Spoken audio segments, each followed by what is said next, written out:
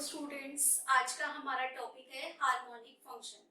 आज हम बात करेंगे हार्मोनिक फंक्शन की डेफिनेशन और उसकी कुछ थ्योरम्स के बारे में।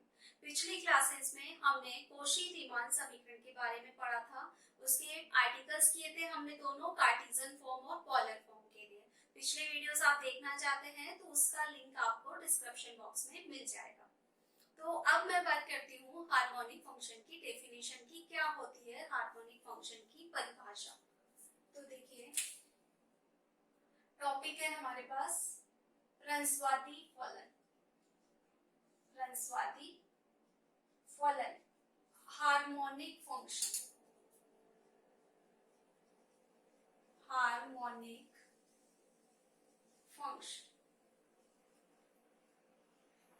हार्मोनिक फंक्शन को हम कहते हैं ह्रस्ववादी फलन हिंदी में। तो देखिए, अब डेफिनेशन की बात करते हैं। क्या होती है? किसी प्रांत डी में, यहां लिखती हूं मैं, किसी प्रांत डी में परिभाषित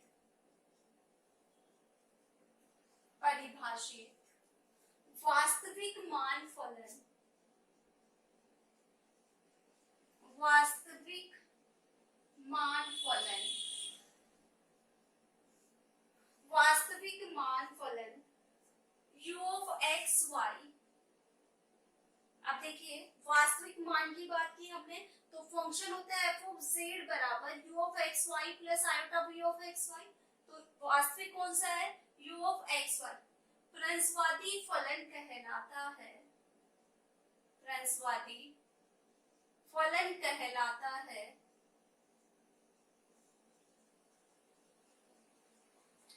कहलाता है यदि यह तथा इसके दो कोटि के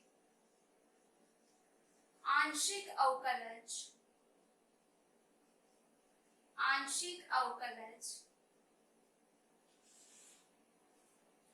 दो कोटि के आंशिक अवकलज संतत हो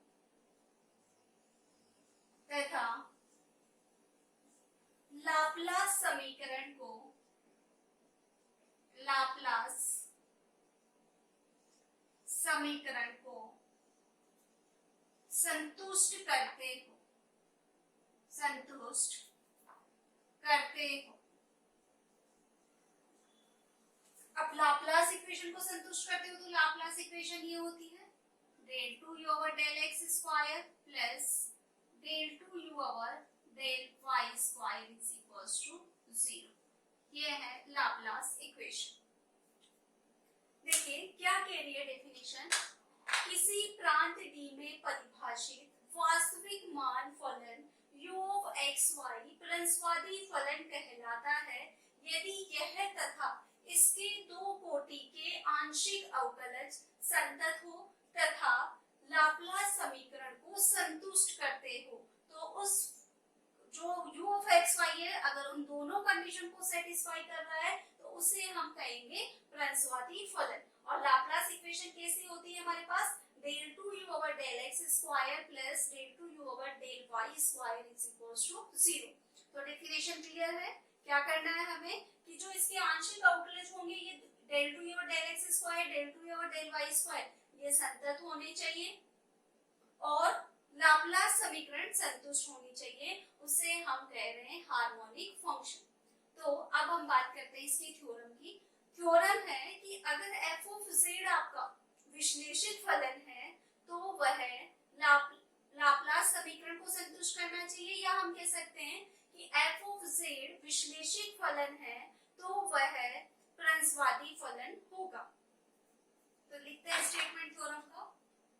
तो देखिए, थ्योरम का स्टेटमेंट है, यदि प्रांत डी में F Z is equals to U of x Y plus iota V of x Y एक विश्लेषित फलन हो, तब u ऑफ एक्स वाई तथा v ऑफ एक्स वाई प्रांत डी में ह्रस्ववादी फलन है।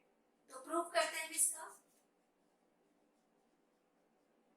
क्या दिया हुआ है हमें? विश्लेषित फलन दिया हुआ है। तो ले लेते हैं हम, माना एफ से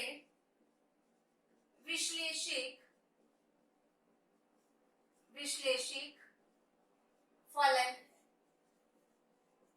तो यह कोशी-रीमान समीकरणों को संतुष्ट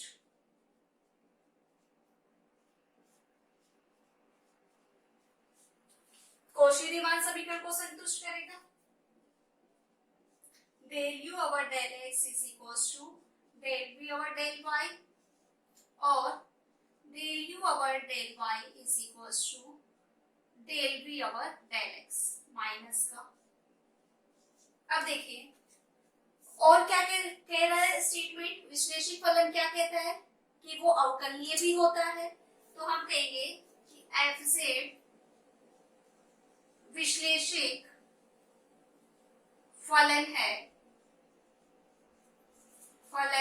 इसलिए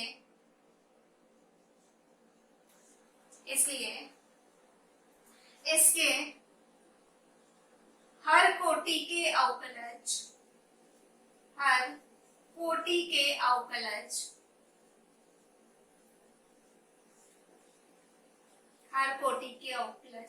संतत होंगे। हर कोटि के अवकलज इसके क्या होंगे, संतत होंगे। उसके बाद में हम लेते हैं इक्वेशन नंबर 1। तो हर कोटि के अवकलज संतत होंगे, हम ये भी लिख सकते हैं del two we del x del y is equals to del two we del Y del x. Equation number दे दी हमने 3। अब देखिए समीकरण एक का x के सापेक्ष आंशिक अवकलन करने पर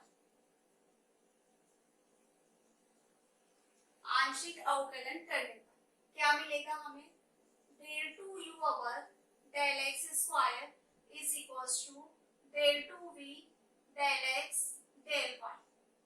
इक्वेशन नंबर 4। अब देखिए इसी तरीके से समीकरण 2 के लिए, समीकरण 2 का कर देंगे y के रेस्पेक्ट में, विथ रेस्पेक्ट टू y। तो हमें मिलेगा del two U over del Y square minus del two we del Y del X. हम लिखेंगे इक्वेशन, इसको दे दिया 5, इक्वेशन 4 प्लस 5 करेंगे, इक्वेशन 4 प्लस 5। तो हमें क्या मिलेगा, LHS में ऐड हो जाएगा और RHS में। देखिए ये दोनों, इसकी वैल्यू इसके बराबर भी हो जाएगी और ये दो, एक प्लस का है एक माइनस का है, तो 0 के बराबर। और इसी प्रकार similarly del two V over del X square del two V over